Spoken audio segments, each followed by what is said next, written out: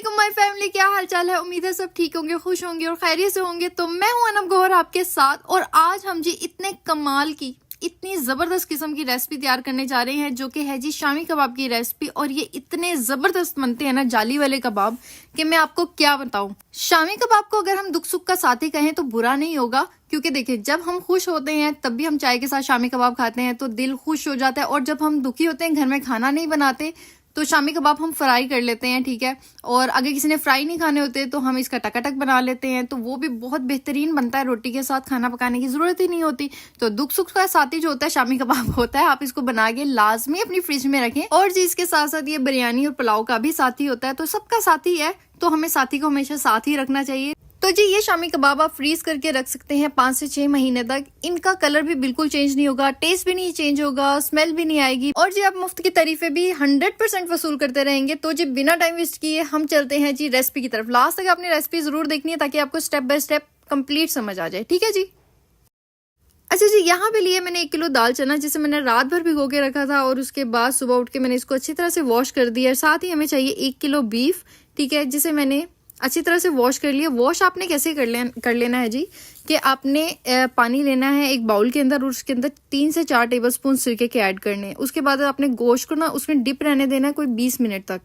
20 minute के बाद आपने गोश्त को अच्छी तरह से धो लेना है, और इसकी इस तरह से छोटी छोटी बोटियां कर देनी है, ठीक है जी।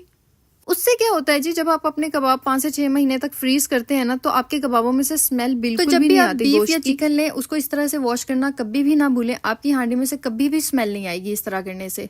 और जी यहाँ पे है 2 मीडियम साइज के आलू, जिन्हें मैंने छील के अच्छी तरह से वॉश कर लिया है, कटिंग भी कर ली है, ठीक है। आप चाहे तो कटिंग कर लें, नहीं चाहे तो ना करें ठीक है जी। तो जी मसालों में हमें चाहिए 1 टेबलस्पून हल्दी, 2 टेबलस्पून कुटी हुई लाल मिर्च, 1.5 टेबलस्पून नमक, 1/2 टेबलस्पून चाइनीज नमक, 2 टेबलस्पून हमने लेना है सूखा धनिया, जिसे हमने दरदरा सा कूट लिया है। इसके अलावा जी हमें गरम मसाले में चाहिए 1 टेबलस्पून जीरा, 8 से 10 काली मिर्चें, 5 से 6 लौंगे, 1 बादियान का फूल, 1 सिनेमन स्टिक। और जी हमें चाहिए 1 मीडियम साइज की प्याज, जिसे हमने बारीक कट कर लिया है, और 2 टेबलस्पून अदरक लहसुन का पेस्ट, ठीक है जी। ये हमारे मसाले हो चुके हैं कंप्लीट। अब चलते हैं जी नेक्स्ट स्टेप की तरफ। तो जब हमने एक साफ सुथरा सा प्रेशर कुकर लेना है, उसके अंदर दाल, गोश्त, आलू और जितने भी मसाले थे सब कुछ ऐड करके 1.5 गिलास हमने पानी डाल देना है, ठीक है। 1.5 गिलास आप डाल दें, पूरा रहेगा आपके जो है ना मटेरियल के लिए। और अपने किचन में ना इस तरह से छोटे मोटे फूल बूटे रख लिया करें, ठीक है। डेकोरेशन पीस देख के बहुत अच्छा लगता है, मतलब जो आपका माइंड होता है ना फ्रेश हो जाता है, मूड भी अच्छा हो जाता है। तो ये आप मेरी अक्सर वीडियो में देखते होंगे, तो मैंने इस तरह की छोटी छोटी से किचन में रखे हुए हैं, जिसको देख के आपका फ्रेश हो जाता है मूड। तो जी सब कुछ ऐड करने के बाद इसको अच्छी तरह से मिक्स कर लेना है, अच्छी तरह उधम पुधम कर देना है इसमें, जिस तरह रिश्तेदार आपकी जिंदगी को उधम पुधम करके रखते हैं ठीक है जी। रिश्तेदारों मजाक कर रहे हो, दिल पे बिल्कुल नहीं लगा के बैठ जाना, अब आई समझ।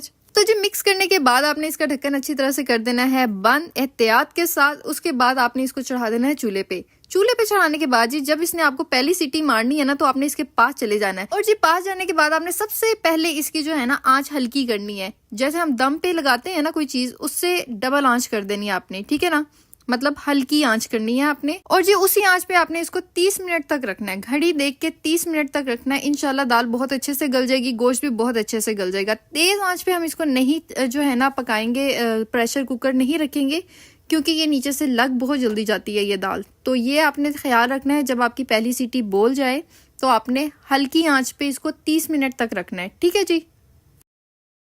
तो जी ये देखें 30 मिनट तक मैंने इसको सीटी के बाद रखा था, और ये देखें दाल कितने अच्छे से ये देखें गल चुकी है। एक एक दाना आपने निकाल के देखना है, और इस तरह से ये दाल को आपने चेक करना है। अगर गल गई हो तो वेल एंड गुड, अगर आपकी थोड़ी सी कसर रहती है तो आपने थोड़ा सा पानी ऐड और करना है, और इसको थोड़ी सी देर के लिए और चढ़ा देना है, ठीक है ना, प्रेशर को।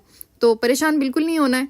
और ये देखें गोश्त भी जो है ना, मैं आपको दिखाती हूँ, बहुत अच्छे से गल चुका है।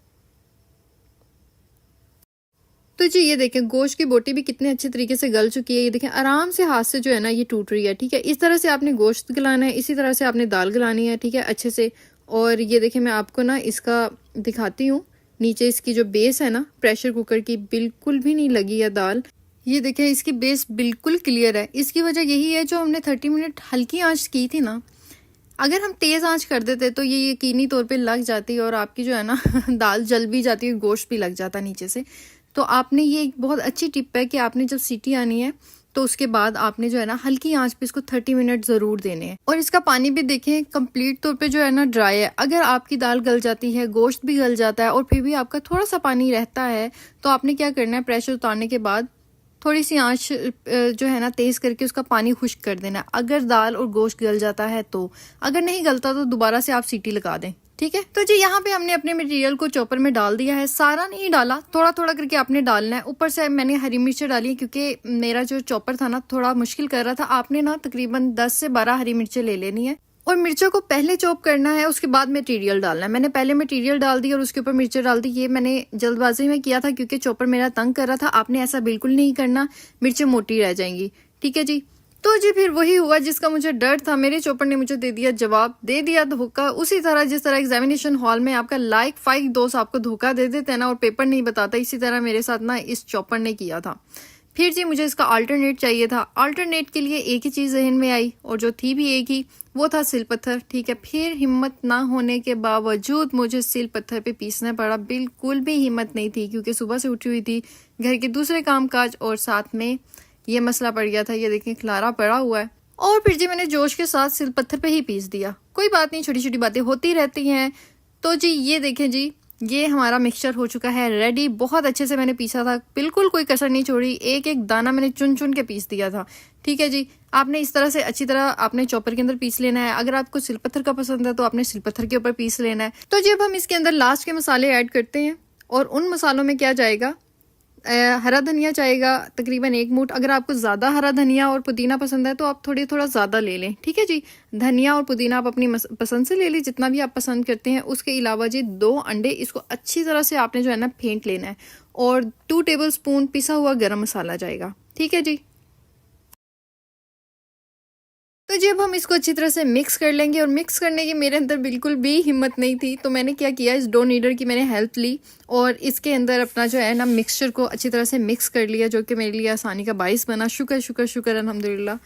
मशीनें आपके पास होना तो आपके लिए काम थोड़ा और आसान हो जाता है, और जब कोई मशीन धोखा दे जाए तो उतना ही काम मुश्किल भी हो जाता है। हम इसको हाथ की मदद से भी बहुत अच्छा मिक्स कर सकते हैं, लेकिन अगर आपके पास इस तरह का डो नीडर है तो उसके अंदर तो कमाल की मिक्सेशन होती है। तो जी ये देखिए मिक्सचर हमारा अच्छे से मिक्स हो चुका है। अब मैं इसकी सॉफ्टनेस और थिकनेस आपको दिखाती हूँ कि किस तरह की होनी चाहिए। ये देखें इसकी सॉफ्टनेस चेक करें और थिकनेस चेक करें। ना इतना ज़्यादा सॉफ्ट है कि आपसे अच्छी तरह से शेप ना बन सके, ना इतना ज़्यादा से हार्ड है कि वो क्रैक्स आ जाएं आपका शामी कबाब बनाते हुए ना। तो किस चीज़ का आपने ख्याल रखना है। यहाँ पर शेप बनाने के हवाले से मैं आपको एक टिप देती हूँ। जब हम ताज़ी जो है मिक्सचर रेडी करते हैं ना और हम इसकी शेप बनाने की कोशिश करते हैं तो क्या होता है, हमारे हथेलियों पे थोड़ा सा चिपकता है, ठीक है।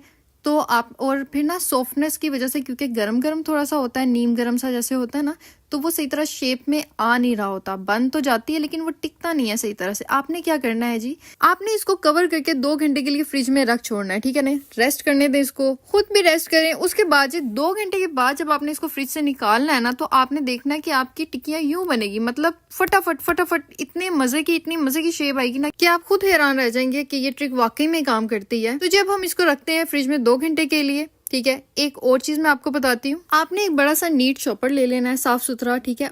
उसके आपने ऊपर नीचे से ये पार्ट्स कट कर देने हैं, ठीक है जी। ये आपने पार्ट्स कट कर देने हैं। उसके बाद एक पार्ट ना आपने साइड का कट करना है, सिर्फ एक साइड का। इस तरह से आपको ना एक बड़ी शीट मिल जाएगी। अब आपने यहाँ पे टिक्कियां रखनी है, ठीक है। जब आप नीचे बेस में टिक्कियां रख लेंगे ना शॉपर के ऊपर, ठीक है, फिर आपने इसको फोल्ड कर देना उसके ऊपर, ठीक है। अब आप क्या करेंगे, आप यहाँ पे टिक्कियां लगा देंगे, ठीक है। यहाँ पे जब लग जाएंगी तो फिर आपने एक जो है ना इसकी तह फोल्ड कर देनी है। अब आप यहाँ पे टिक्कियां लगा देंगे। अगर आपकी मजीद और हैं तो आप इसी तरह से एक और शॉपर कट करेंगे और उसके ऊपर तह लगा देंगे। इस तरह आपकी एक ही ट्रे के अंदर जो है ना लेयर्स आ जाएंगी काफ़ी, और आपको आसानी हो जाएगी फ्रीज करने में भी। और जब आप इसको निकालेंगे ना, जब इसको अनफ्रीज करेंगे तब भी बहुत आसानी से ये अनफ्रीज हो जाएगी। अब हम जी एक कटोरी में लेंगे ऑयल हम लेंगे अपनी हथेली पे लगाने के लिए। अक्सर अगर टिक्कियाँ चिपकना शुरू हो जाती हैं हमारी हथेली पे, तो अगर हम ऑयल लगा लेते हैं ना शेप बनाते वक्त, तो हमारी हथेली पे टिक्कियाँ चिपकती नहीं है, बहुत आसानी से शेप बन जाती है। और ये देखें 2 घंटे हो चुके हैं, ये मैं आपको चेक करवाती हूँ। ये देखें ये थोड़ा सा थिक हो गया है और इसकी इतनी मज़ेदार शेप बनती है ना। जहाँ पे आप मोड़ेंगे ना, जहाँ पे आप शेप देना चाहेंगे, जिस तरह ये आराम से शेप में आ जाएगा, जो आपका शामी कबाब होगा ना, बहुत अच्छे से ये मैं आपको अब शामी कबाब जो है बना के दिखाती हूँ। आपने इस तरह से हथेली पे ऑयल लगाना है और इसको प्रेस करते जाना है, ठीक है। अगर आपको शेप बनानी नहीं आती तो ये जो शामी कबाब बनाने का ना वो मिलता है एक सांचा सा, ठीक है, आप वो ले लें।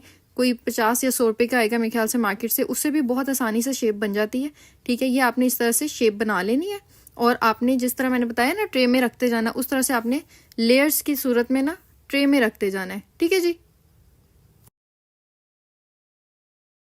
तो जी ये देखें हमारे शामी कबाब शेप में आ चुके हैं, ठीक है। आपने इसी तरह लेयर्स में रखना है, एक ही ट्रे में आपका काम तमाम हो जाएगा, ठीक है। जगह फ्रिज में बहुत अच्छे से मैनेज हो जाएगी। अब हमने क्या करना है, इसको ओवरनाइट जो है ना फ्रीजर में रख देना है फ्रीज होने के लिए।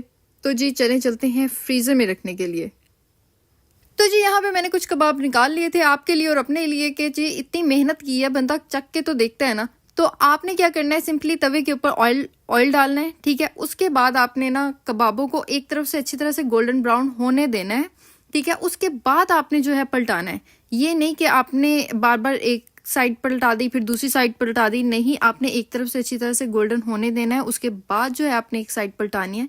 जिस तरह ये देखें एक तरफ से अच्छी तरह से हो चुके हैं और फिर मैंने दूसरी साइड पलटाई है। अब नीचे से अच्छी तरह से हो जाएंगे तो हमारे शामी कबाब जो हैं रेडी हो जाएंगे। आपने हल्की आंच पे रख देना। बहुत अच्छे फ्राई होते हैं ये कबाब, बहुत मज़ा देते हैं। ये मैंने अंडे के बगैर जो है फ्राई किए हैं और ये इतने मज़े के जो है ना टेस्ट दे रहे थे कि अंडा लगाने की ज़रूरत ही नहीं है। अंडे के बगैर मुझे ज़्यादा अच्छा लगता है कबाब फ्राई करना। और जी ये देखिए माशाल्लाह माशाल्लाह कितना खूबसूरत कलर आया, मतलब इतने कमाल के बने हैं ना, बहुत ही मज़े के। ये आप खुद देख सकते हैं कि कितना खूबसूरत कलर है, कितने क्यूट से लग रहे हैं मेरी तरह बिल्कुल। तो जी इसके साथ मैंने सोचा चाय भी होनी चाहिए तो मैंने साथ चाय भी रख दी थी। बहुत अच्छा कम्बिनेशन चाय और शामी कबाब का। तो जी ये देखें ये मैंने प्लेट में भी निकाल दिए थे और ये देखिए खूबसूरती चेक करें आप इनकी कि कितने खूबसूरत लग रहे हैं और खाने में भी बहुत ही मज़ेदार थे, बहुत ही कमाल के ये बने हैं। मैं आपको इसको तोड़ के दिखाती हूँ कि कितने सॉफ्ट और कितने मज़े के बने हैं। ये देखें सॉफ्टनेस चेक करें इसकी, ये देखें, और इसके ये देखें बारीक रेशे चेक करें। ये बारीक रेशे खाने में इतना मज़ा देते हैं ना कि वो दांतों के नीचे जब आते हैं ना तो मैं कह रही हूँ अभी भी मेरे मुंह में पानी आ रहा है। बहुत ही मज़ा देते हैं ये बारीक रेशे, बहुत कमाल के बने हैं। तो आपने ये रेसिपी मेरे कहने पे एक दफ़ा तो ज़रूर ट्राई करनी है। आपने एक दफ़ा ये ट्राई कर ली ना तो जी पक्का गारंटी के साथ आपने बार बार ये बनाने हैं। तो जी ये बहुत ही कमाल के आउट क्लास बने थे, मैं आपको क्या बताऊं। ये आप जब बनाएंगी तो आपको पता लग ही जाएगा। अच्छा जी दूसरी तरफ ये देखें जी हमारे ये फ्रीज हो चुके हैं कबाब, ये देखें। और जी ये जो बर्फ आपकी शामी कबाब के ऊपर आती है ना, इसको आपने उतार लेना है, ठीक है। इसको आपने उतारना नहीं भूलना, इसको आपने उतार लेना है। और ये देखेंगे सारी बर्फ मैंने उतार ली थी।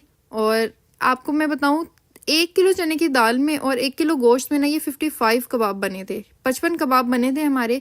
अब आपने अपना हिसाब देख लेना, अगर आपको ज़्यादा चाहिए तो आप क्वांटिटी डबल कर लें, अगर आपको कम चाहिए तो क्वांटिटी इससे हाफ कर लें, ठीक है, वो आपकी मर्जी है। तो जी ये हम 5 से 6 महीने तक आराम से फ्रीज़ कर सकते हैं, अपने आराम से चला सकते हैं, कोई टेंशन लेने की बात नहीं है। मैंने इसको शॉपर में कर लिया था क्योंकि जगह कम गिरती है, तो आपको जिस तरह आसानी हो आप उस तरह रख लें। तो जी वीडियो अच्छी लगी हो तो मुझे कमेंट में ज़रूर बताएं और आपके कबाब कैसे बने ये भी आपने ज़रूर बताना है, ठीक है, ताकि दूसरों को आसानी हो जाए। और जी अपना बहुत ज़्यादा ख्याल रखें, अपने साथ साथ दूसरों का भी बहुत ज़्यादा और ज़रूर ख्याल रखें। हमेशा खुश रहें, दूसरों को हमेशा खुश रखें। अगली वीडियो तक के लिए मुझे दीजिए इजाज़त। अल्लाह हाफिज़।